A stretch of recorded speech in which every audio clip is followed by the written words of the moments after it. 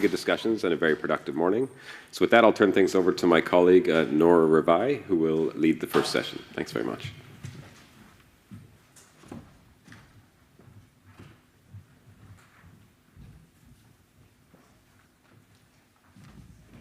Thank you, Sasha, and I would actually like to welcome all the 5 panelist speakers here on the stage.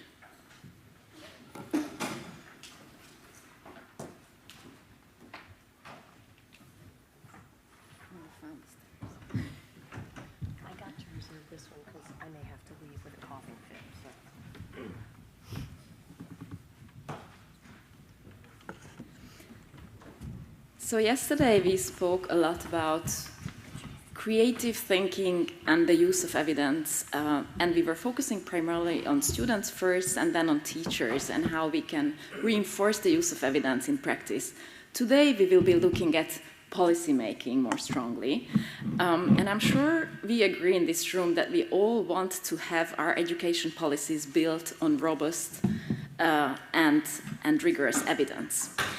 But we also know that using evidence in policy is not that straightforward.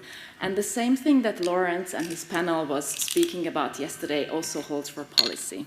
And I wanted to make 3 main points with respect to this. The first one is that evidence is not necessarily used well. The idea that Mark Rickinson introduced yesterday about the quality of evidence use is certainly very important for policy too. And we probably all know examples of politicians or policymakers who did use evidence. They cherry-picked the evidence to underpin their pre-existing assumptions or already decisions that had been made. We probably also know examples where research findings were used, taken out of their context, and distorted and presented in a way that was not fair to the findings themselves. The second point is that using evidence and data in policy is actually complex. Again, very similar to practice. There are many forms and sources of knowledge that need to be combined in policy making and policy decisions. The knowledge of the political context, the agenda, the knowledge of stakeholders' views and their context, what describes exactly the teaching profession, what's their context in the country, what are their views, the knowledge from experience, and so on.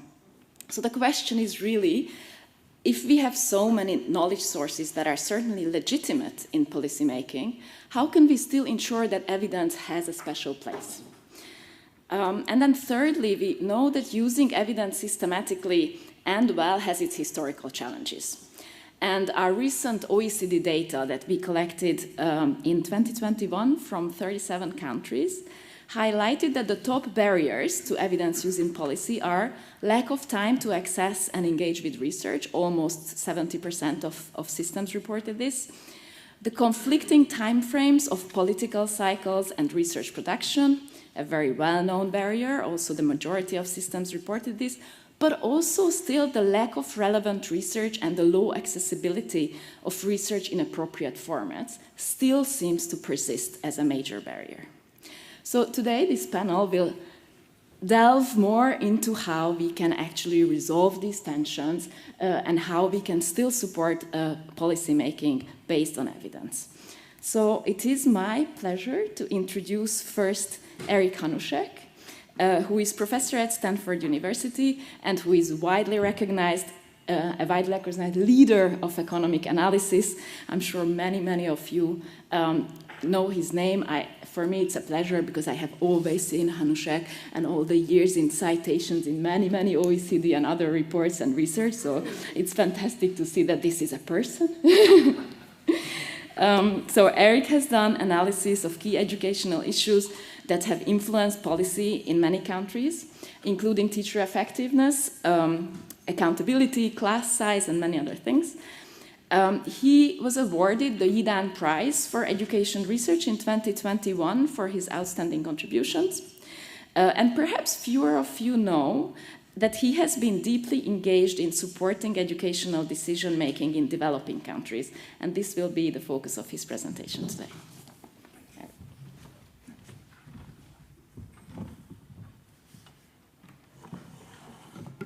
I've been giving 2 clickers, so I'm not sure if which is my presentation, or I'm supposed to start with a random presentation and speak to it. But I'm so pleased to be here today. In light of the discussion of the PISA and creative thinking and so forth, I think that my presentation is more about the basic knowledge that's needed before we get into creativity. And I'm going to be talking about very simple matters of skills at the lowest level and how that relates to policy. I think that my talk relates quite closely to the discussions in the panel at the end of yesterday, but I'm going to talk about the policy framework that many of the people yesterday in the panel talked about, having the ability to make decisions locally and what can be done. So that's where I'm going to go.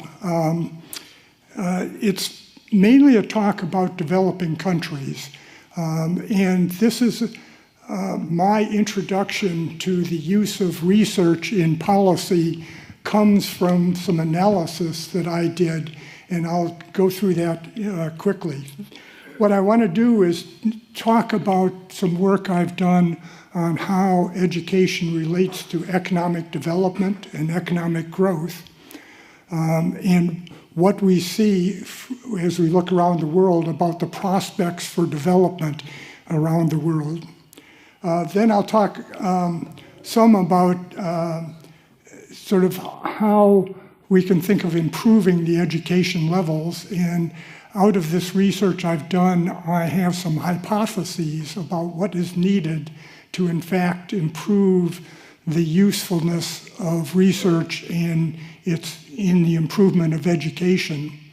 Then I'll talk about an experiment that I've been able to run, or in the middle of running, that comes from actually the support of the Yidan Foundation that has allowed me to run an experiment in policy making, and then give some quick conclusions. So the starting point is that I have been doing research on how education relates to economic growth, largely recently with Ludger Wussmann at the University of Munich. And out of that research, we decided to do a very simple, not completely simple, a simple task of looking around the world at all the countries of the world and deciding how prepared each country is to participate in modern society. How many people in every country of the world have the skills that would allow them to participate in a modern economy. And we're going to do this in a very simple way, that it's useful to do that here at the OECD, because we're going to build upon the PISA data for a large number of countries, 75 or 76 countries. We have data on the minimal skill levels of people around the world. And so what we're going to look at is define the basic skills that are needed to participate in a modern society as the ability to be at the bottom level of the PISA test. And what that means in an example is that a 15-year-old who takes the PISA test can reliably solve a single equation problem with one unknown, where he's given every aspect of that problem. So that an example would be that I paid $2,700 for my plane ticket from the US to Paris. The exchange rate between the dollar and the British pound is 1 to 1.25. How much did my ticket cost in British pounds? So you'd say that that's not quite a stretch problem for 15-year-olds. But we take that as being able to reliably solve a problem like that as the minimal skills needed to participate in a modern society. And so then we I won't go into the details. We have data from PISA for 75 countries of the world. Let me fill in what it would look like in another 100 or so countries. I want to get up to 160 plus countries where I estimate how many people in each of those societies can reliably solve that exchange rate problem, and which I say will be able to participate in the modern world. And so that leads to what I call the chances of development. And the picture, here's the summary. I won't go into detail of how we fill in the other countries past the 76 PISA, but we try to put everybody on the same scale. And here's a map of the world in which light areas are where almost everybody can solve that exchange rate problem, and dark areas are where almost nobody can solve that exchange rate problem. And if you look across the global south, you see that almost nobody in sub-Saharan Africa can reliably solve that exchange rate problem. Now that leads me to a simple conclusion that economic development will never ever occur in sub-Saharan Africa unless the schools get better. That's the simple conclusion that I reach. Now that might be a little bit too strong, but basically you can build all the bridges you want, you can take care of the malaria problems and so forth, but economic development as we know it today will not occur unless the schools get better. And that's the issue that I want to get into today. So if I look at the low-income countries, I'm going to just arbitrarily take countries with less than $9,000 GDP per capita. There's 50 of those countries in our data like that, and 88% of the population, or at least of the schooling population today, cannot reliably solve that exchange rate problem. 88%. Now, part of it is that not everybody's in secondary schooling. There's a lot yet to get into secondary schooling, but we're talking about measures of the 15-year-olds, but it doesn't really matter if they're not in school because they're not learning anything in school. These numbers are about the same for those in school. And so my hypothesis is, or my statement is that we know more about how to run schools than we see in terms of the results. Okay. So I'm going to mainly talk about developing countries, but let me stop for a second. How many people in this room have sent their children to French schools? Who sent their children to French schools? Anybody? A few. And what percentage of French 15-year-olds do you think cannot reliably solve that exchange rate problem?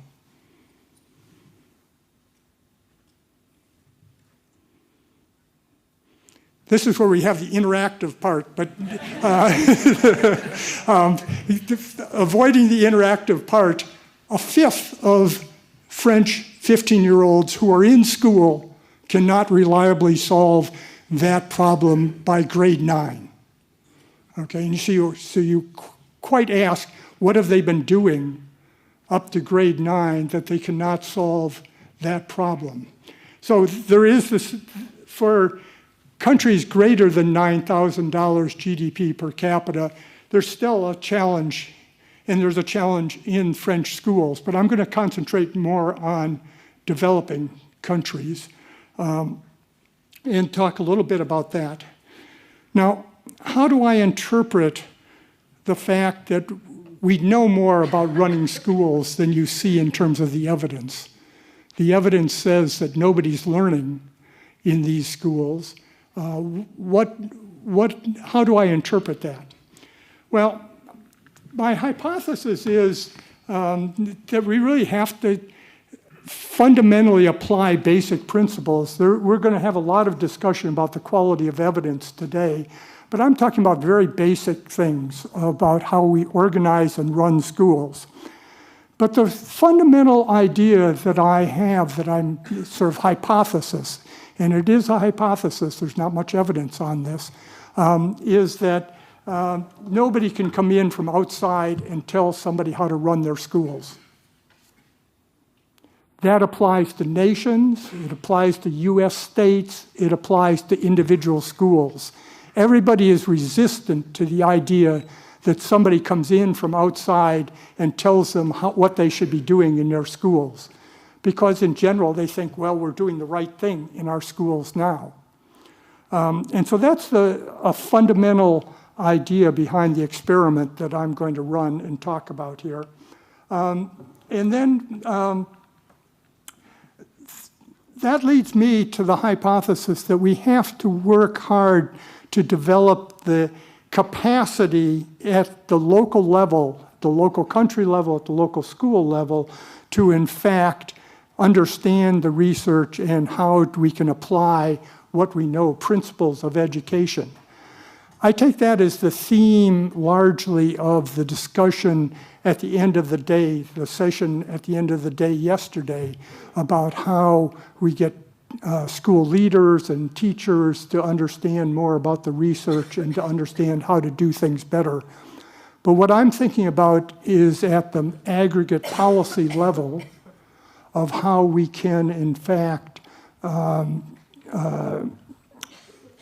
get people who can infer what should be done, understand the demands of the local schools, of the local country, and understand the capacity so that they can, in fact, take general research evidence that is never specific enough, take the general research evidence and, in fact, be able to apply it in the local circumstances.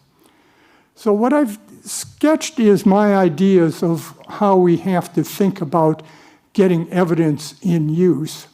And this is partly an experiment that I'm going to run. I'm going to try to test these hypotheses, and I'm in the middle of doing that, frankly.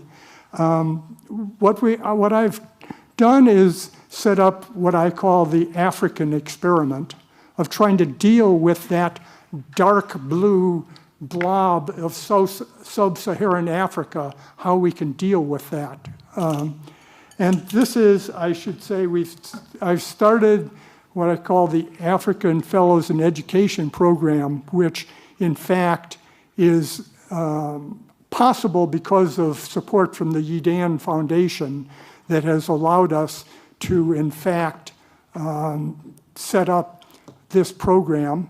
And to do this, I set up a small nonprofit in the United States called the Global Education Analytics Institute, whose main job is just to administer a program, but to try to use that to set up an African-run African program of fellows who in every country will in fact be able to apply research and evaluation and policy making across sub-Saharan Africa. So what we have now, the program is the following.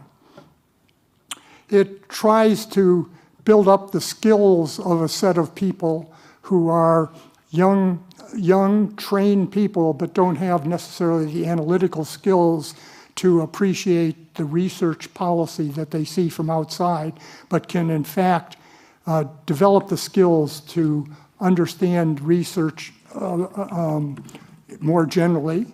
Much of the research coming from the global north, but not applied to the global south. And then to take a group of people, develop networks within Africa and within the research community internationally of them, and then have these people be the bridge between research and policy in these developing countries. So we're in the middle of this experiment. We have done this, started the experiment now. Here is the first cohort of African fellows, almost all of them here. On your right is Rameli Moshoshu, who is the executive director of the program. He is a bright young person from Lesotho who has moved to Nairobi in partnership with PEP, the Partnerships for Economic Progress in Nairobi. And we started with 4 cohort members. You see on the right, going after Rameli is Helene from South Africa, myself standing there. We are standing in Munich here, where we're developing a network with researchers in Europe. On the fellows came to Munich and then came to Paris to visit the OECD and UNESCO here in town. Next to me is Amadou from Gambia, Ludger Woosman, who has been heavily involved in the research and helps to run the seminar in Munich that these people came to, and Ja from Tanzania. Yisvel from Cameroon suffered the normal problem of not being able to get a visa in time to be able to be allowed into the EU, but is the 4th member. These are people who are amazingly capable. Every one of the first cohort has a PhD, not always with the skill level that we want, and we're trying to develop their skill level at evaluation. And then to network them, first with European and international researchers, then they came to the US, to the Association for Economic Finance and Policy in Washington, and visited with Washington people.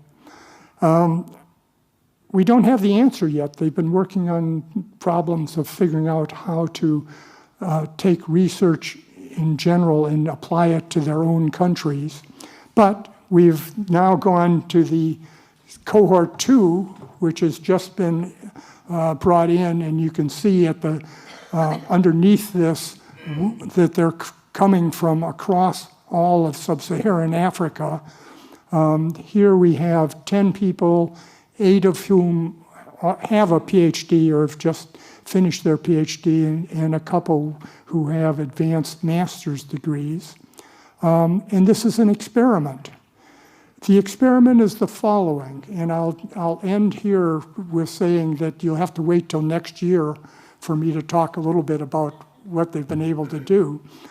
But if we go back to that picture at the beginning, that map at the beginning of the world with the dark blotches at the bottom in the global south and lighter but still colored blotches in the north, if you do the experiment that thinks of bringing everybody in all the countries of the world up to this basic skill level, so everybody in the world could solve this exchange rate problem, and then use the historical relationship between quality of education and economic growth, you can project out for the rest of the century what would happen to economic growth in the world. The answer is, in present value terms, so discounting things far in the future and bringing them back to the current, in present value terms, world GDP would, by historical standards, grow by $700 trillion. $700 trillion. That is 5 times current world GDP by the historical relationship of improving the education to this very minimal level. And so we're not talking about the creative thinking. That will come if you bring everybody up to the minimal level. Creative thinking will, in fact, follow. But that's my answer of how we have to think of bringing research into education and improving education from using what we know. So, thank you.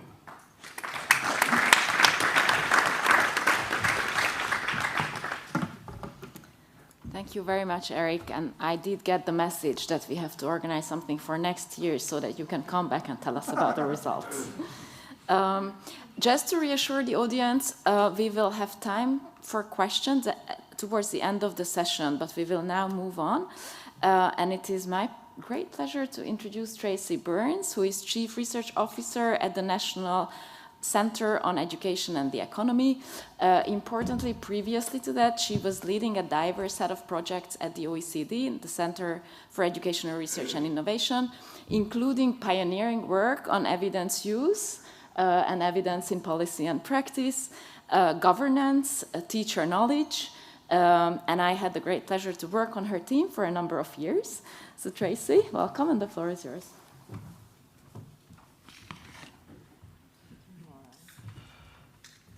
Good morning, everyone, and what a pleasure to be here. It's really fun to be on the other side, in a way. I had to go through the non-staff entrance this morning. It was quite confusing. So now I really understand what everybody else has been going through all these years. Yeah, it's just really exciting to be here. So I now have the same problem you did, Rick, around which of these to choose. Yeah, I think you can choose either one. Oh, cool. The first one worked. Okay, perfect. I will take this clicker. So yes, today I'm going to talk about, Nora asked me to speak the broad picture, the international picture of the evidence, or the evolution of evidence-informed policy and practice, focusing primarily on policy. And now I've done it too many times, probably. My talk will be informed by effectively work that I have been doing over the last, I would say, almost 20 years, sort of at the OECD with partners in this room, with others around the world, really trying to bring together countries and actors to have this conversation about why we should care, why it's important, and what we want to do about it. And so these are personal reflections connecting to literature and really informed by many of the conversations that I've had across time with many of you. And so it will be in three parts. The first one will really sort of some thoughts on technology and trends, and in fact what that might mean for the nature of knowledge and expertise itself. A big second part will be understanding, our sort of gradual understanding that access to evidence and access to research is, of course, not the same thing as it being used. And so our investments and our thinking about it have to shift in order to make it as useful and as impactful as possible. And that includes the importance of systems. And I'll end with a set of key challenges and a call to action in a way, assuming that everyone in this room and those online are interested and passionate about this topic and trying to think of ways to contribute and how we can together shift the conversation. So starting off with evidence and technology, there is, of course, an obvious thing, which is that, this or anything that we all have on our person has resulted in an explosion of available evidence. I mean, at your fingertips, you have millions of search results, which 30 years ago was just not the case. There was, of course, a lot of evidence and there were bodies of literature, but the sheer volume and the instant access has fundamentally changed the way we connect to and use research and research evidence. And research on the slide is in quotes because, of course, some of it is research, but some of it is opinion, and some of it is perhaps not even opinion, but just random thoughts. And one of the questions is, how do you, as a user, understand the difference between those things? And as part of that, another big trend connected to this evolution has been that our traditional gatekeepers of quality for research, how do you understand whether something is good or not? How do you understand where something is a strong methodology? How do you understand if something is to be trusted? Those have, in large part, been, they haven't disappeared, but they're very much operating on the sidelines, and what we're getting in our research results or in our Google searches is of quality which is not particularly vetted. And so this, combined with the emergence of new actors, creates an entirely different situation for thinking about the generation and use of evidence, I would argue. It's not a new trend, but it's been exacerbated by the evolution of technology and our access to information. And so just to take you through what I mean when I say the emergence of new actors, when we started doing this work 20 years ago, and of course others have been doing it for longer, but there was always a screen. Those of you who used to be there, there were always three boxes on the screen. And the boxes were the researchers. So the research community was in one box, the schools were in another box, or practitioners were in another box, and the third box was policy, ministries, inspectorates, etc., government agencies. And we used to say, oh, we need to connect them. We need to understand how they work together. We need to bring evidence to them or have them give evidence to us. But now, and this remains true, but now we also, of course, see local authorities, school boards, major actors in school providers in communities across the world. We see huge importance of parents, communities themselves, small businesses, and larger industry as active actors in education. We see labor unions, of course, not NGOs, other think tanks, other actors in the world of research and evidence production. And we see publishers, training providers, and increasingly ed tech platforms, all of whom use, produce, or understand and interpret evidence and have a point of view about education. And of course, increasingly now with ed tech platforms, we see the role of funders and venture capitalists really pushing how we're understanding and the priorities we're setting, and media and social media, which I started with, but which all of these actors, one could argue, would need the kinds of skills that Rick was just talking about. And there's a really formative question around, well, how do we understand how to bring the system, and how do these actors have all been empowered by access to information, and how do we bring this conversation about what counts as evidence and how we use evidence more broadly so that we can have an evidence-informed conversation. In addition, and as a new thing, there is, of course, now emerging generative AI, or potentially emerging generative AI, and real questions about what that means for expertise, the nature of knowledge and expertise, and also the objectivity of search results, or what you can understand, what you can trust when it is being delivered to you by your screen. There are real questions about what it means for a cumulative knowledge base, and whether what AI is generating is actually representative of all the peoples in the world, and all the, what you said was about how research is being used in those dark blue areas. There's real questions about how the knowledge and the expertise of those dark blue areas are captured in our research, and of course, and likewise by AI. And of course, questions about science, which is by nature self-improving. There will be things that are updated. There will be things that are retracted. And there are real questions about how AI algorithms and the way it is, the way it's assembling things will actually be able to deal with that, or whether it will be. And these are fundamental questions for our understanding of how we want to work with evidence and research going forward. There is also a kind of delicate question about whether or not there's an evidence backlash. And this is not necessarily the conversation we've been having. We've been having a very sort of rational conversation about why we should care and what evidence means in the world.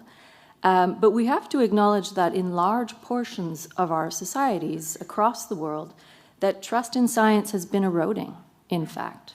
That there is an argument that knowledge or research knowledge can be considered elitist and not as trustworthy as common sense. And so that conversation is happening in parallel to our conversations, but we can't ignore it, or we ignore it at our peril. And one of the questions really around how evidence and technology interact is whether reality is fungible, and if virality is privileged over quality, what does that actually mean for our understanding about what counts and what is relevant? And frankly, what does it mean for our understanding of a coherent model of reality? If we're all using different facts that mean different things, can we agree on certain things? And these are a real question. There's an argument that this is, potentially deliberate, that there's an actual campaign to erode trust in science so that facts no longer matter or are acknowledged to exist. And this is connected to an attempt to sort of attack democracy. But even if we just put that sort of more serious argument aside and ask questions around, what about people who just don't know what they can trust? There's no ill intention. It's just not genuinely not understanding. I think there are really fundamental questions that we have as actors that we need to think through in order to have this conversation correctly. So that's the big first chunk of the talk. And the second one, of course, is, and by the way, obviously I'm not going to answer these questions. I'm permitting myself to ask them and then be like, oh, it's very important. Now you guys can answer them at the tables. And obviously I'm hoping that we work on them together. The second big theme is understanding that access is not the same as use. I mean, this is kind of obvious when you put it down, but the number and amount of investments in making research accessible, having platforms, having enormous repositories of evidence, and then the number of conversations that you hear people say where it's like, people just aren't using it. If only they would use it. You probably said this yesterday, Mark, around if teachers only use the evidence. And the question is, well, why aren't they? And there's really good reasons for it. And one of the big conversations is whether how do you move from push? You have the evidence and you push it out there. This is useful to you, you must use it, versus pull. So people are seeing that they want it, seeing that it's relevant, seeing that it's helpful, and they go to it and they try and engage with it. And in order for that to work, you need to have access. Of course, that's a fundamental precondition. It's not unimportant. But do they have access to evidence that's usable and understandable? But also the skills. That's your part. Do they have the skills and capacity? This used to, when Langer et al. Did this work, it was about policy and practice, but I've used actors here to refer back to that slide with all the different actors, because in fact, this conversation is for everyone. So do they have the capacity? And the interactions, because knowledge use is actually, or evidence use is actually interactional, it's relational. And it's social in a way. And we trust evidence more when it's used by people we trust, or when it's brought to us by people we trust.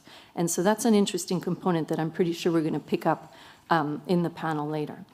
And just to unpack this is a very busy slide, which is actually Nora's work and published in their 2023 volume, which is looking at the skills needed for research production, use, and literacy. And I'm not going to go through it all. These are policymakers and practitioners. But just to unpack a little bit what some of those capacities might be.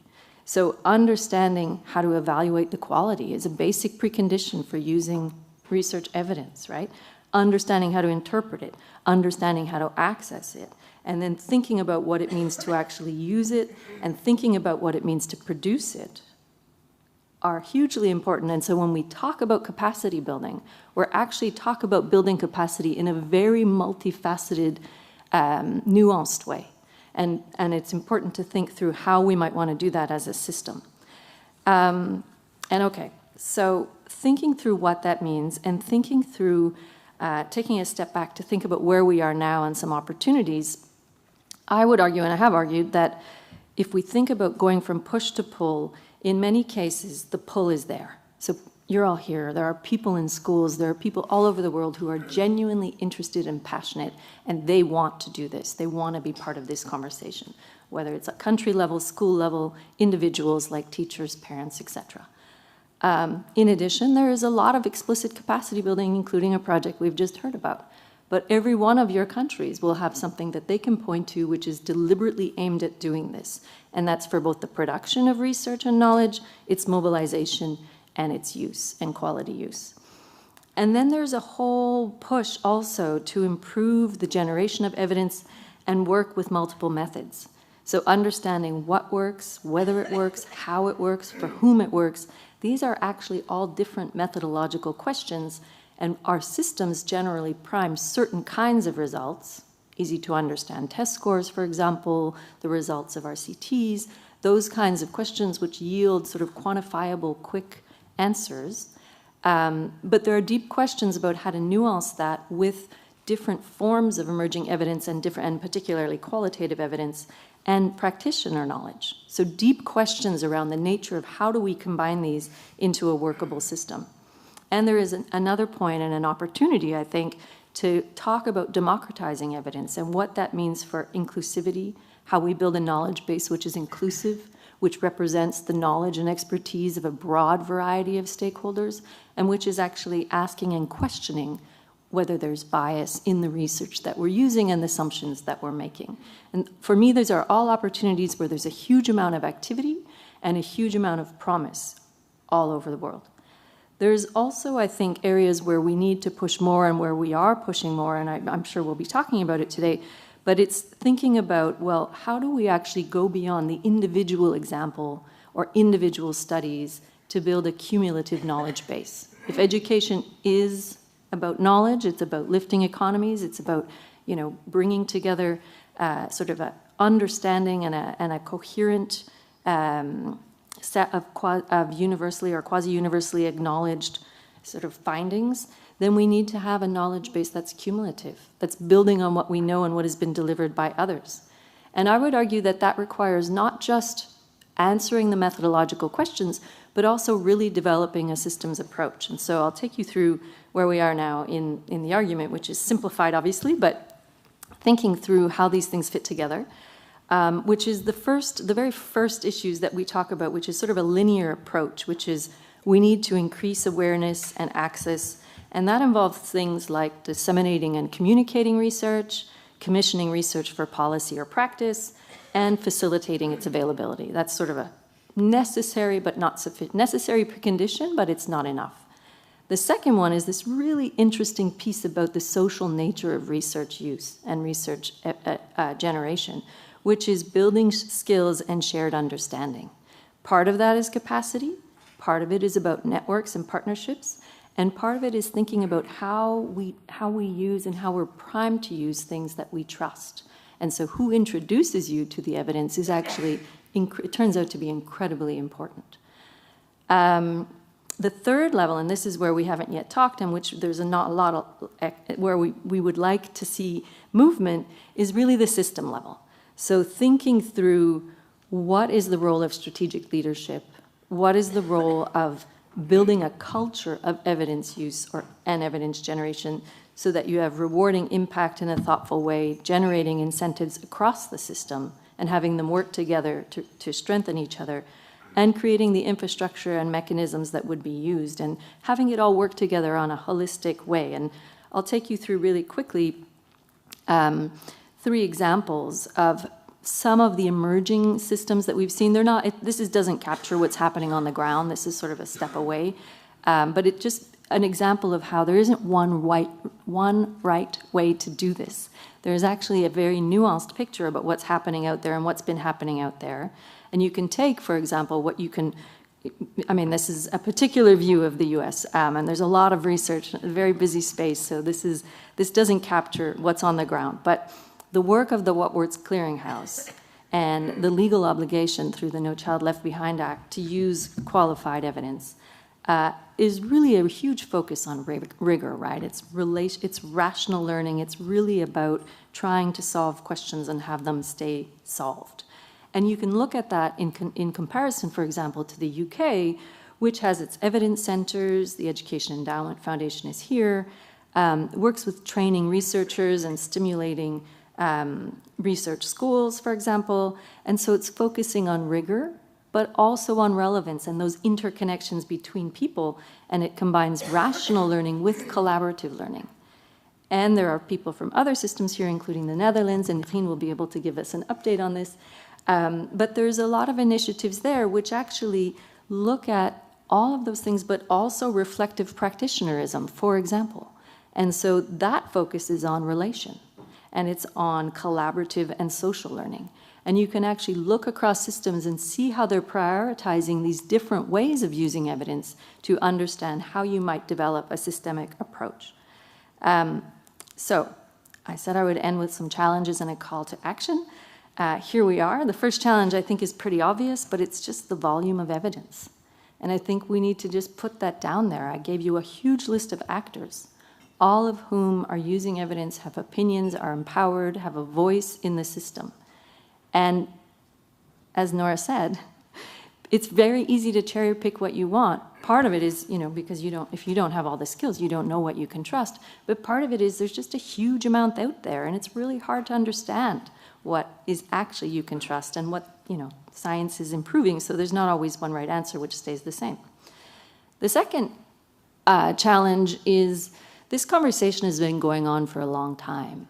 And I would argue it has become successful in the way that words like evidence or evidence-informed or even evidence-based are very much a part of our vernacular now. It's a part of what we do. It's a part of things you buy. If you're buying an ed tech platform or particular software, it's always evidence-informed, right? But there isn't an actual quality mark. Nobody's checking that. There isn't a way to say, no, this is actually evidence-informed, and we give it a stamp. So one of the questions and one of the concerns is that there are people using the term in a way which is not consistent with its original meaning. And it has been, in fact, used by people with vested interests. And so there's a real question around why is it being used, and if we can agree that the use and our whole goal, our whole conversation here and yesterday is about improving student learning, then the bottom line is what we're talking about is the evidence is being used to improve student learning. And if it's not, who is it benefiting and why? And is there a vested interest behind it? So that's a huge challenge, obviously. The third one is creating a culture.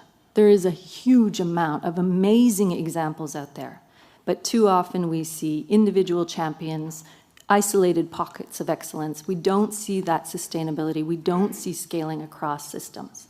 And that's a massive challenge that we need to face if we really want to get to a systemic conversation. The last challenge is awkward, and I've run out of time. So I will just summarize it very quickly and make this my last slide, which is the reputation and respect for education and education research. I'll bring us back to COVID times. Many people, I was here at the OECD then, we had regular meetings, ministers of education, people running education systems, and they would, you were here too, Harold, and they, the highest ranking official in their country would come and say, I found out that the schools were closed, and I found out at the news conference given by somebody else. And there was a real question about education even having a seat at the table, let alone being a decision maker in that moment of crisis. Not every moment is a moment of crisis, but it's a question about the relevance and reputation and the respect given to education, the knowledge education has, and the research it's based on. And I think if we want to have these conversations and think of a system in which we are all pushing to improve outcomes of students and improve the relevance of education research, we need to address this question as well.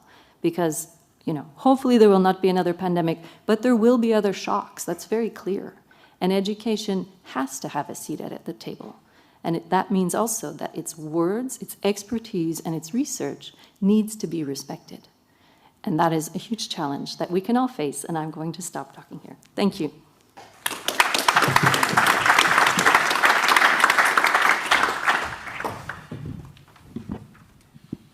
Thank you very much, Tracey and Eric. And I think we are starting this conversation with you both outlining some local challenges, but also some global challenges. And the point here will be to try and go beyond this, try and go beyond all of these problems that we have been talking about for a while, probably, as you said, Tracey, some of them are maybe newer, and try and find solutions. So I would like to introduce 3 more panelists here to you, and then we will have a hopefully very constructive conversation.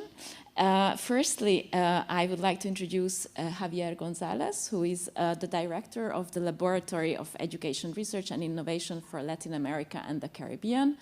Thankfully, it has a short name, SUMA.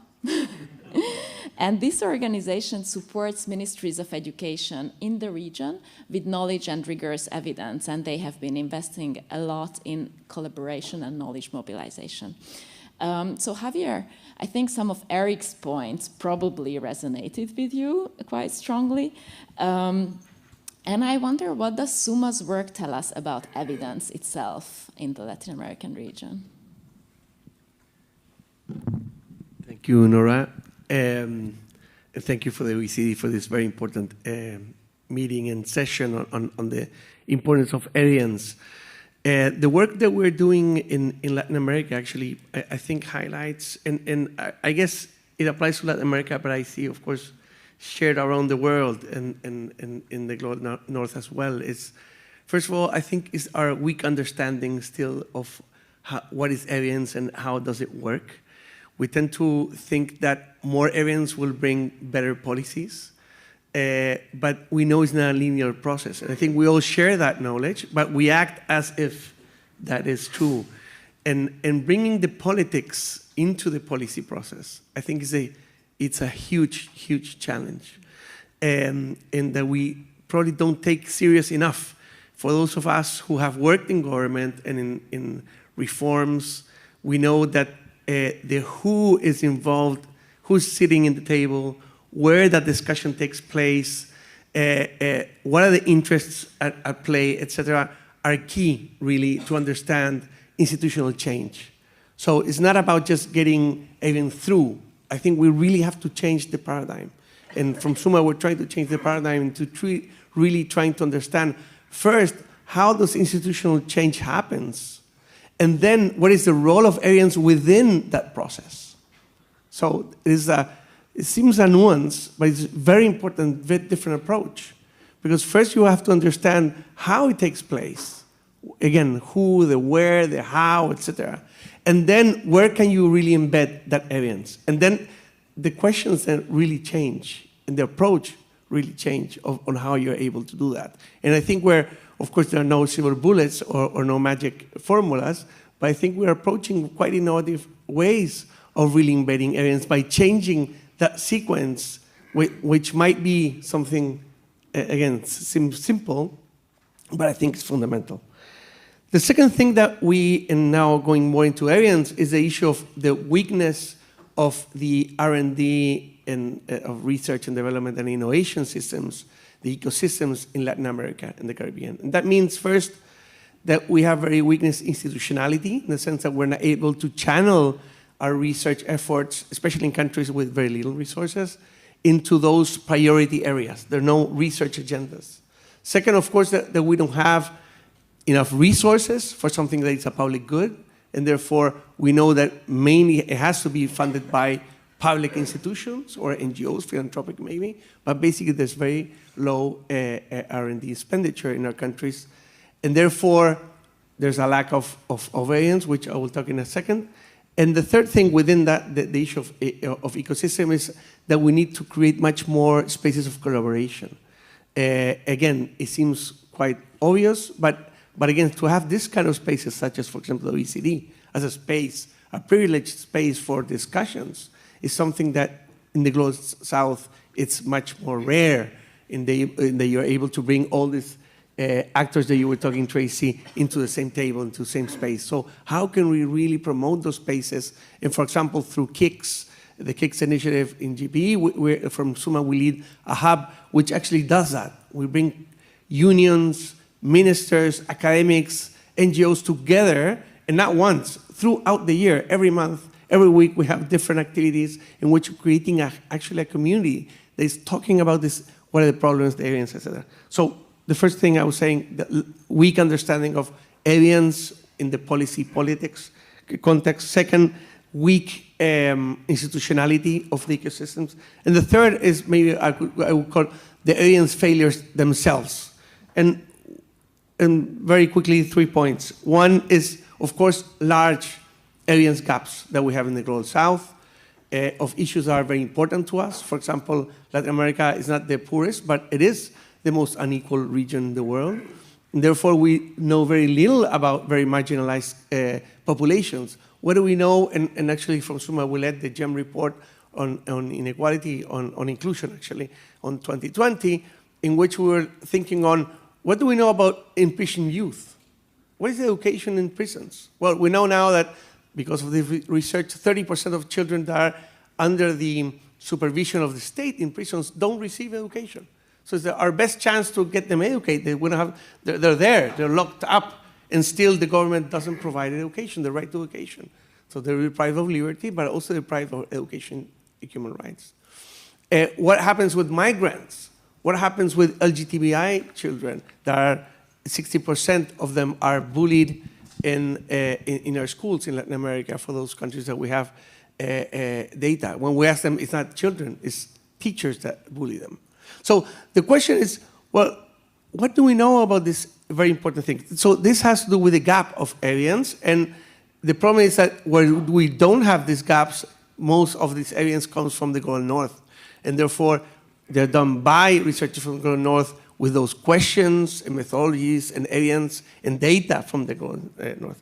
And just to finish very quickly, Nora, I'm aware of time, so I think am I within the 5, or did I? 20 seconds still. 20 seconds, that's a lot, so excellent. Now only 10. 10 seconds for each point that I want to make then within this evidence issue. So the first one is the gaps. The second one is we need a much more synthesis of knowledge, because of course it's a limited use, and the way that we are able to use this evidence if it's synthesized to avoid cherry picking. We all, again, for those who have been, for example, in the legislative conflicts in terms of laws or policies, we know that any politician from any side will say, I found this research that says that exactly, all that I'm saying is true. And nobody cares about the methodology or the data, etc. So to avoid that cherry picking, the idea is to say, let's take your paper, my paper, but all of the papers are on the table, and let's bring them together. And that's why we also partner with EF and other partners into really creating this infrastructure. And the last point is, again, moving from, I think it's important to move from this perspective of, we do a lot of RCTs and evaluation, et cetera, in Latin America, but we believe that there's maybe an exacerbation of the approach, in the sense that sometimes we believe that to take evidence into policy means getting this pilot and scaling the pilot after we have a 0.2 standard deviation effect size. Thank you. And the conclusion is that doesn't happen, because basically the government is not just a provider of programs and pilots. What the government has to provide a whole framework to transform systems. So the point is, we need to embed this evidence into a policy that is much richer and complex than just piloting and scaling up. It's about transformation of educational systems. Thank you, Nora. Thank you. I think it's good to remind ourselves as well that, Tracey, you emphasized the volume of evidence, but it doesn't mean that we have evidence for everything and that we have relevant evidence everywhere. So I would also like to introduce Mackie Raymond, who is the Program Director for Education at Stanford University, and also the Director of the Center for Research on Education Outcomes, CRADO. CRADO is a leader in studying school reform policy, performance, accountability systems, and incentives. And the main goal here is providing policymakers with strong evidence. So it's an institution that is precisely at the heart of this question. Mackie, the US is probably the country that has the most available evidence on the system itself. So from your experience with CRADO, what does it take for evidence to be taken up by policymakers? Thank you. It's a pleasure to be here with you this morning. I think the first point that is important to make is that not all evidence is quality evidence. And I think that one of the hard truths that we face in our field is that the quality of research has evolved a lot over the past 10, 15 years. That's a great thing. But we still have a residual body of information that people draw on that would not meet the standards of quality today. And so one of the really important features of bringing evidence to policymakers is to help them understand that the degree of rigor that is required as a minimum in good research today is higher than ever before used in the field, and that they should probably have a few specific questions that they want to ask on any study or any body of evidence that they want to use. It's a very simple a handful of little things that you want people to look at. The second thing is that most research is generated at the academy, and the incentives among academic researchers is very, very different than you would want for someone who wants to speak to policymakers. And in fact, the language that you see in academic journals is, to many people, completely impenetrable. And so accessing a journal that has 75 scientific notation equations in it is not going to be helpful to a policymaker who's got 15 minutes before they go to the floor to make a vote. So we need a process by thinking very systematically about what is the use that the policymaker wants to make of evidence, and what is the translation that we need to make. And in the work that I do at the Hoover Institution, we've actually identified 4 different steps that are possible in translating work. And some people merely take out all the technical language and substitute other non-technical words, but you still have a highly academic article just with simple vocabulary. That's not helpful. You can continue to move that down to thinking differently about explaining concepts that are very much more simplistic than the way that academics think about it. Or you can go all the way to the 4th level, which is basically to engage with a policymaker to say, what is the question you are trying to answer? And take your evidence and manipulate it into language and context that has immediate relevance for policymakers. We believe that the skill gap between academics and policymakers is in fact an important area for skill development. And we think academics actually own some of the responsibility for filling in that skill gap. We call that middleware in between, and the organizations that cull research and make evaluative judgments about the quality of it and try to organize it and do syntheses are part of the middleware solution. But I would argue that all the way back up at the beginning of the food chain, academics really need to expand the skills that they develop in order to be partners and co-collaborators in bringing their work into a policy context that can actually have the kind of impact that Javier was just speaking about. Of course, the academy does not reinforce that in any way. The incentives are completely the wrong way. And so any time that an academic spends on buffing a report for a policy audience doesn't factor into the reward structure within higher ed. And so we're seeing now at the institutional level of universities in the United States just real glimmers now of people saying, we want to solve real world problems. And then they get to the point where they realize their incentive structures for their researchers don't align. We're just starting to see that. So it's going to be a very exciting time. And if Eric is getting invited back in a year's time, maybe I'll have information too. Message taken. Also, I just wanted to reflect on it's really interesting for me to hear how much this conversation resonates with the conversation we had about practice yesterday. And in our project, we were always thinking about, should we put policy and practice together? How can we separate it? And in the end, a lot of the discussion is extremely similar.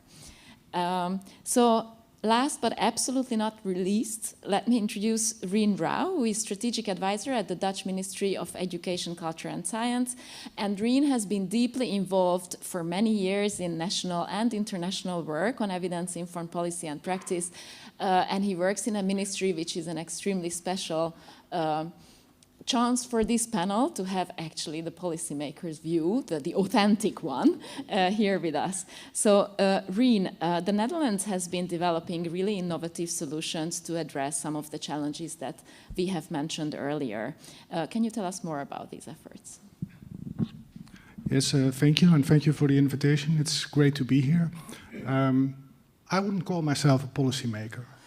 I would call myself a knowledge broker within the ministry. So my policy-making colleagues are the real policy makers. And this is already the first thing that you need to know. You need deep knowledge of what happens within ministries, right? If you really want evidence to be used, you need this kind of knowledge. That's not what I'm going to talk about. I'm going to talk about a project that I'm currently reading, which is simply called the Science for Policy Project. And it originated last year. And it is, in one sentence, aimed at creating good examples of structures for dynamic interactions between policymakers and scientists. Structures for dynamic interactions. And it's good to know that in the Netherlands we already have a kind of really highly developed system of intermediation between the world of science and the world of policy. So what's there to improve, you could ask. And that's what we're exploring with this, in this project. And maybe another interesting feature is that it originates from science policy. So it's not, so I'm working at the knowledge department, as it is called, a knowledge broker within, but this is really from science policy. So it's looking for the societal impact of, improving the societal impact of science. Those are the origins of this project. Where does the project come from? First, from the observation that research is being used, but in a rather fragmented and pragmatic way. I would never say, within the ministry, working within the ministry, I would never say cherry picking. I leave that to researchers and people from the outside. From the inside, I always say you use it pragmatic. And also so we really lack platforms where different types of knowledge are brought together, discussed, thoroughly discussed, and validated. So this project is not about more use, it's really about the quality of use, improving the quality of use. Another observation is COVID, and that's the observation that the most research being used for policymaking was really monodisciplinary.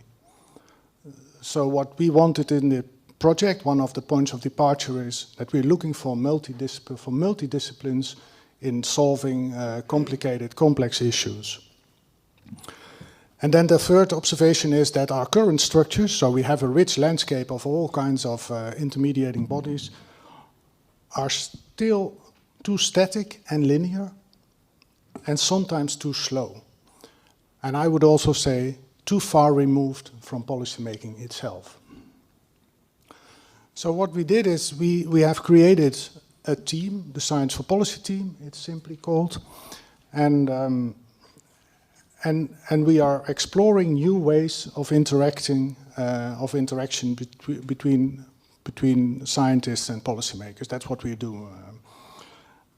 And the interesting thing about this team is, the first thing I want to say, it's a combination of people from the world of the ministry and the world of science, the science organization. So we have now a combined team of now 6 people, coming from the Royal Academy, for example, the Association of Universities and the Research Council, to really accelerate this access to science.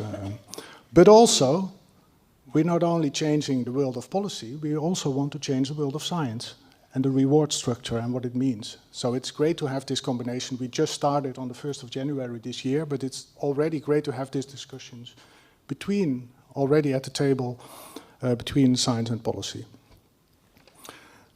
And then we really take an exploratory approach. So it's this, I wouldn't call it a full-blown experiment. The word experiment is often misused, I think, but it is a kind of experimental way, because in a highly developed system, there is no big bang or solution. You really need to look closely on, if you look closely on what you can improve in, and often it's quite subtle what needs improvement. So we're exploring. When we are looking for policy teams that want to work with us, and we don't know what will come out of it. And what the work we are doing can also differ. We have a few example projects, as we call them, and the work we're doing in those example projects differs. And then the second feature is that we really want to systematize our ways of working, codify them, describe them, and spread them. this is not very common in the world I'm working with. So we have lots of meetings with scientists, but what exactly happens there, we don't know. And what method is used during those meetings, we also don't know. So that's what we really want. We want to kind of create a menu of methods and models, as we call it. And then in terms, what we would like to do in those, when we organize meetings between scientists and policymakers, what we really want to do is, in terms of the ICAP model we discussed yesterday, go to the kind of construction and interaction. So really create new knowledge. So what happens in those meetings is not a translation of science to policy, but it is a kind of creating new knowledge. And that's what we really aim for. Thank you very much, Yidan. You will have more opportunity to tell us more concrete things, perhaps about those methods and models that you're experimenting with or exploring. So I promised, and I would like to keep my promises, to delve more into the wicked problems that we have here. And I think your short interventions have drawn a nice arc from the importance of evidence itself. There is a lot, but there is still lacking in some ways. There is a lack of synthesis, perhaps, to the issue of translation, which, as Tracey said, is still extremely important and relevant. What does it mean? What does it mean in terms of skills and capacity? And then towards the more kind of innovative solutions of how do we actually create those interactions. So one of the first things that I wanted to ask, and this is because this issue and barrier has been around for such a long time, and it's such an easy thing to say, is that, oh, research and the political cycles have conflicting timeframes. And it's something that people always say, it's not possible because of this, because politics is in 4-year cycles, they need very quick solutions, quick answers to immediate quick questions, and research production is just not how it works. So how can we resolve this tension? Is this a real tension? Is this a fake tension? What are your thoughts? Yeah. Mackie, would you like to start? Sure, I'll kick it off. In my own research team, we partner with 30 states across the United States in order to do our research collaborative. And that means we have data on about 95% of all of the students in the United States longitudinally linked in our data repository. And part of the partnership that we created was something called Research Ready. And we promised that we would have ready at all times a longitudinally linked student-level data set for as many years of data as we had so that we could set data windows for analysis. And that anytime any one of our partners wanted a quick, rapid, weekend, crazy, dirty analysis, we would get that done for them. Credo is entering its 25th year. We got 3 requests over 25 years. So I think there is a capacity issue on both sides that perhaps we did not market that opportunity well enough, or that at the time at which somebody had a question, they were too far gone in their policy process to be able to stop and say, by Monday, I can have an answer to this question. And so even with a huge investment on our part, we did not meet the need of policymakers in state education departments, your ministries. We did not meet their need, even though we were ready to go and produce stuff within 72 or a week time. Thank you. Yes, Eric. So I think it's a manufactured problem. It's so easy to say, well, policymakers can't wait to see the outcomes of the education process, so they're not interested in it. But if we look across other areas, take the environment, which has a much longer time horizon, and policymakers are willing to discuss issues of the environment. Take the problem of defense policy, where people are willing to invest in a new attack fighter plane that takes 15 years to develop, and policymakers are willing to do that. And I think that it's more that there's a reluctance to actually change the current structure, the institutions, that allows people to just say, well, the time horizon is wrong, because the time horizon, as I tried to sketch, is the future of nations, where they are in terms of economic development, and it's something that policymakers, you would hope, was interested in. We would hope so. Javier? Yes, on this topic, basically, I do agree that the fact that there is a complex relationship between time, politics, and policy. In our context in Latin America, for example, there are some studies that show that ministers last around 12 to 14 months. So that means a lot of turnover.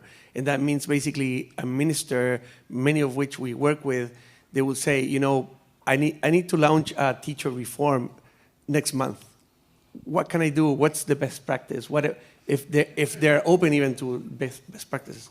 So let me just, I don't mean to say that we have the solution, but 3 things that we're doing in real time, let's say, to address this issue. One is the issue of pertinent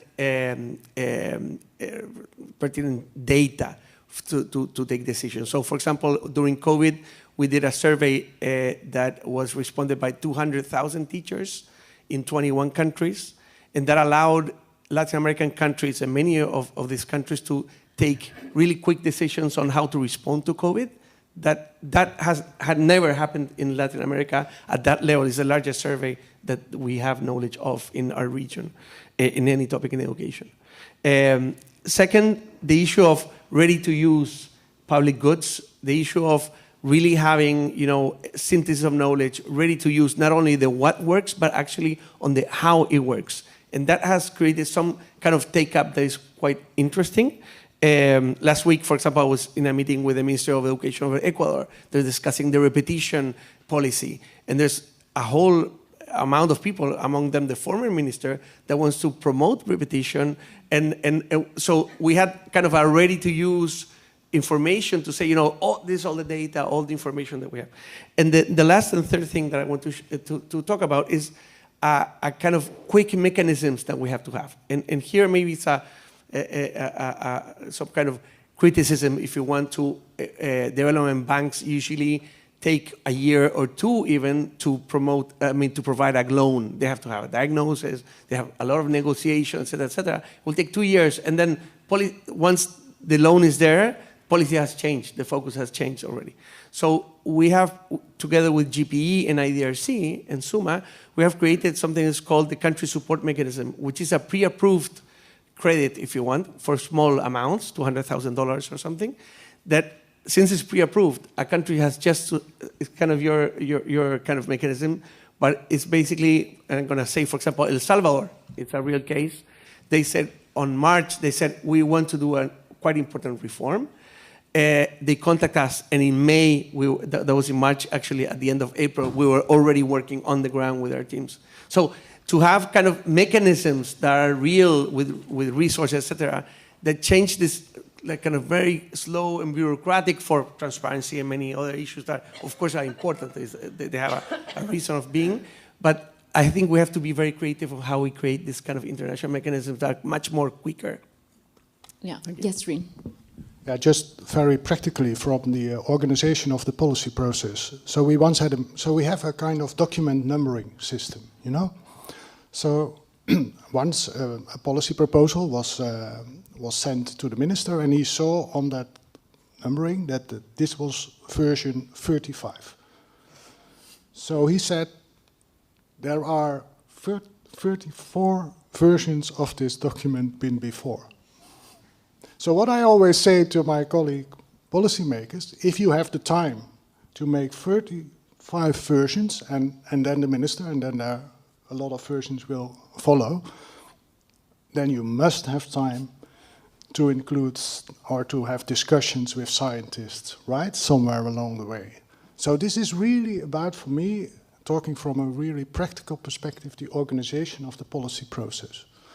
If you really want to use knowledge in a kind of, in a well way, in a good way, then you need to change the way you have organized this policy process. And that's easy to do, really.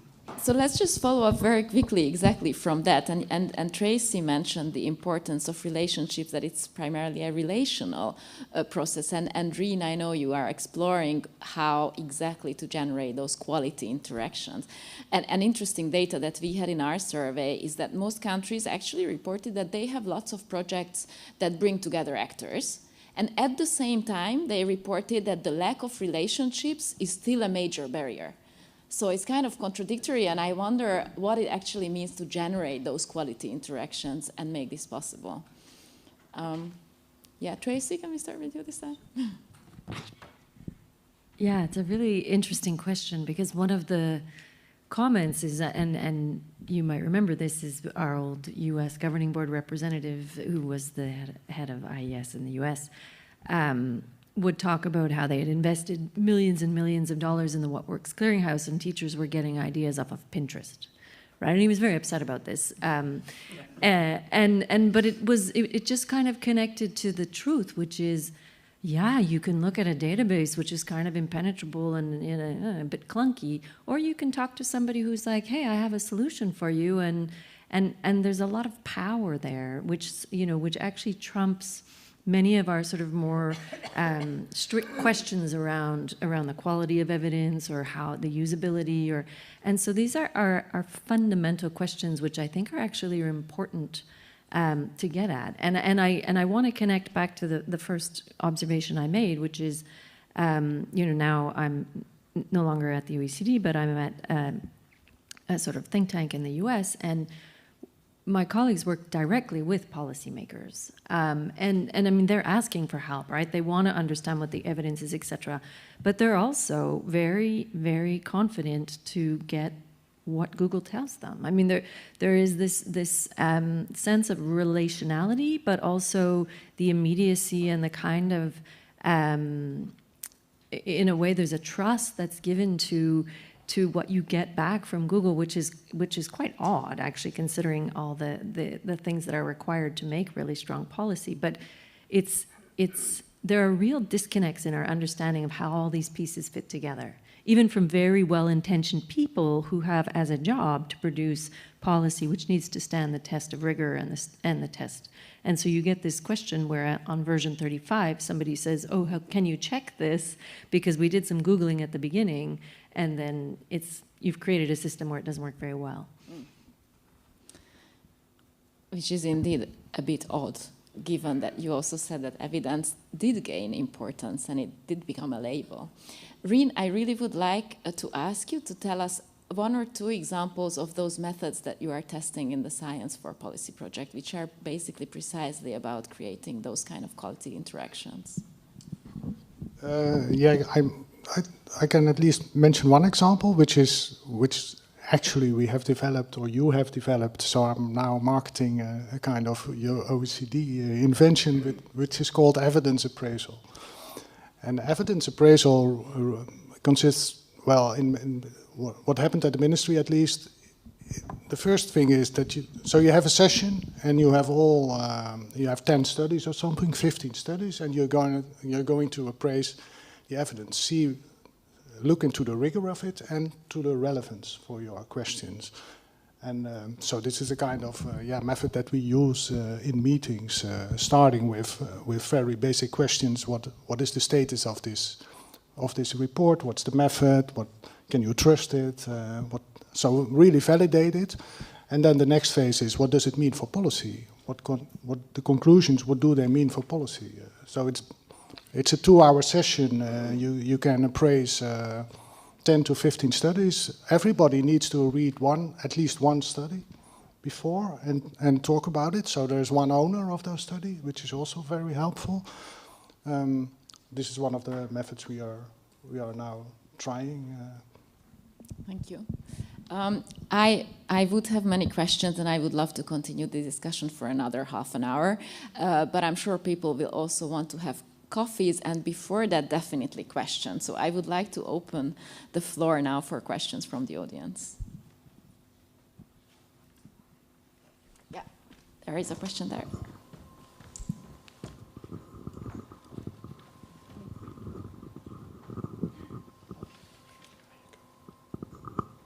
Thank you very much. My name is Suguru from UNESCO IIP.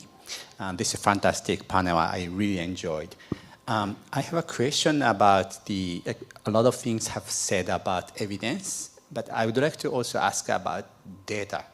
I feel a little, because I work with a lot of low-income and middle-income countries, I feel the kind of picture of evidence mushroomed last 30 years is like there are a lot of new drugs in the country without primary health care. So that's kind of the reality I feel in low and middle-income countries. So there is no system to make use of evidence.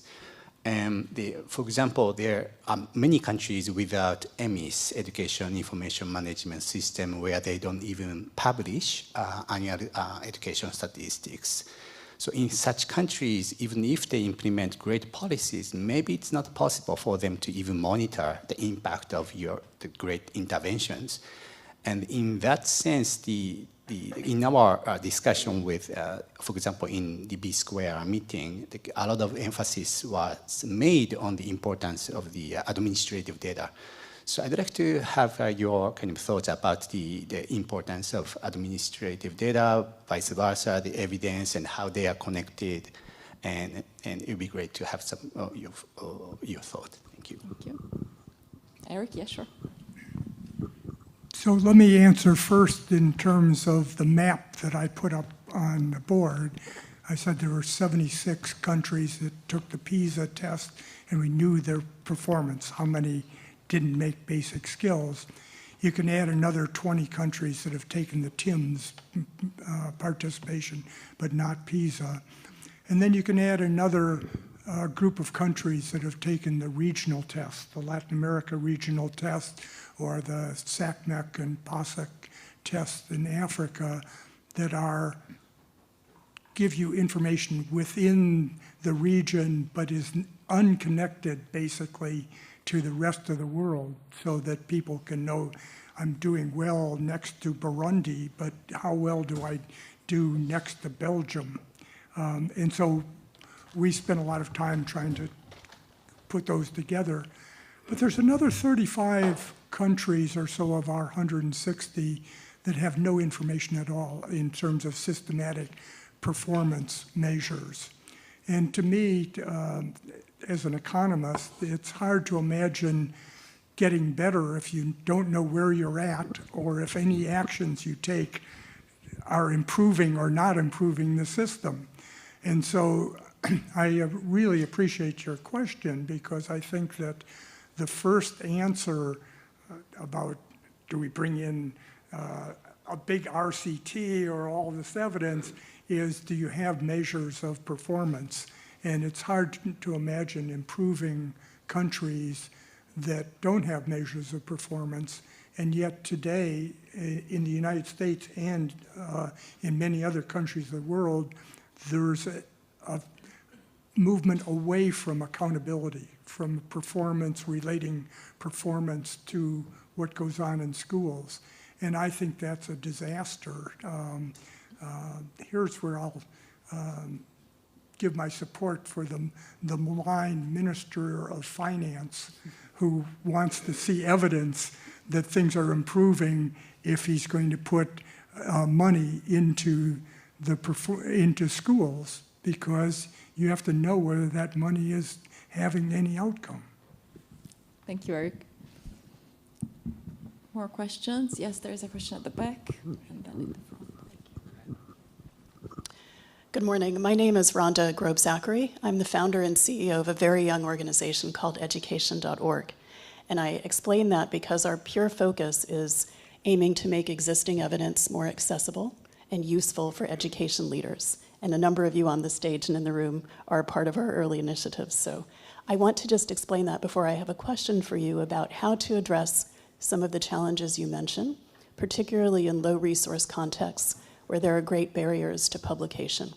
So just brief background. First, let me explain. I come from a medical background, and I have a PhD in neuroscience, so I have the utmost respect for high-quality evidence and, of course, publication and routine technical and professional journals and language. But in our work in education, we've, of course, found that a lot of the published work is not contextually relevant for the users. Many of you have alluded to that. And so what we learned in our work is that, of course, policy leaders are using whatever they can access that seems to speak to them. To try to address that, we've created an international working group, and there are a handful of members here in the room, that is exactly about the appraisal process for work that not only, but especially is not published. Also, as we know, there's a lot of published work that isn't high quality itself, especially on the qualitative side. And so we've been doing that together exactly to create some effort to balance rigor and quality, but also relevance. It's still young, and we've been testing this, but the reason I wanted to explain that is to ask the speakers, as you talked, all of you, about this need for rigor and quality, which still is of utmost importance. How do we balance that with the need to tap into the massive volumes of work that is technically still unpublished, from foundations, from agencies, in governments, and so forth? And I wonder if, I know there is no black and white answer, but I would love to hear your reflections on how you see that evolving alongside the challenges you mentioned in your comments. Thank you. Thank you. And can we take one last question from here at the same time, and then we answer, and then we will need to break for coffee here at the front, please, Kevin. Sorry, you have to walk a lot. So far away.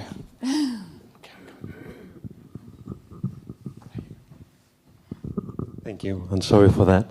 I'm Miquel Alegre, I'm project manager at the Jaume Bofill Foundation in Barcelona. But I have a research background, and I worked a few years in a policy evaluation public agency. So now I'm in a kind of intermediary agency, which is the Bofill Foundation. I would like to break somehow this idea that there are policymakers having simple and easy questions and needs, and then the research field, which works in very complex concepts and very complex methodologies, and then the translation has to go from research to policy in order to make it more understandable. It is not always. So I'm not sure I'm doing a question or a comment, but it is not always this way that the translation has to go, because sometimes it is the other way around. What it is working, it is policymakers have complex questions, needs complex solutions because they are questioning about complex outcomes, and then it is the research conclusions, which comes like with narrow concepts, narrow solutions, and narrow and simple implication, let's say, insights. So it is somehow in both ways that translation had to go. Thank you. Who would like to take Rhonda's question very quickly? Rin?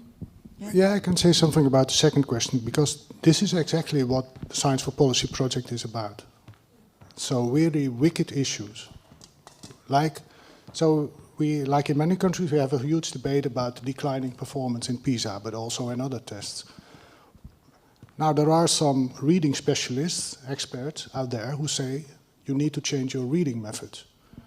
But we still have the kind of intuition that is not going to solve our problem that has been built up in 20 years. So we need a kind of deep knowledge of what can explain that declining performance. This is a really, truly wicked question from a policymaker, and we're now gathering a group of scientists, also from different disciplines, to talk with us about that.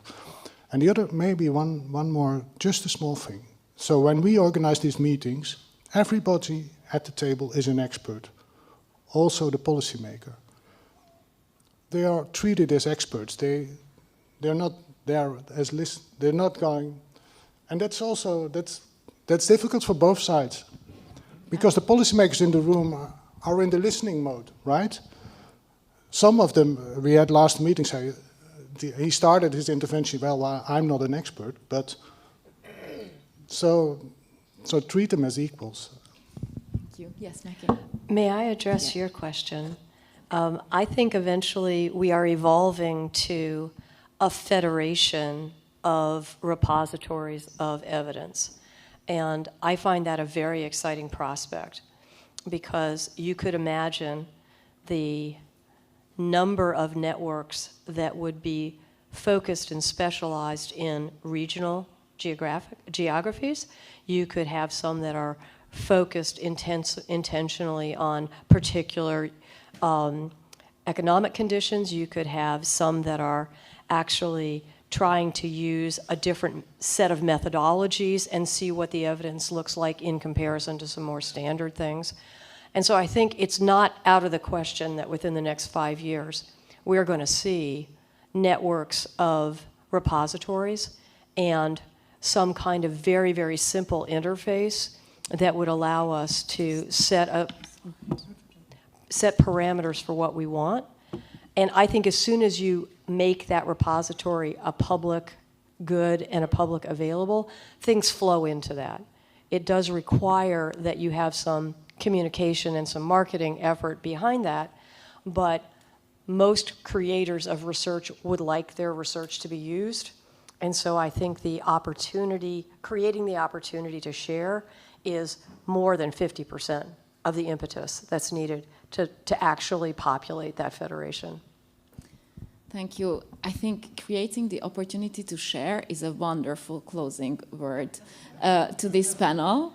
And I would love to continue, but I will now invite you to continue the discussion over coffee. And we will come back at 11 for the second session.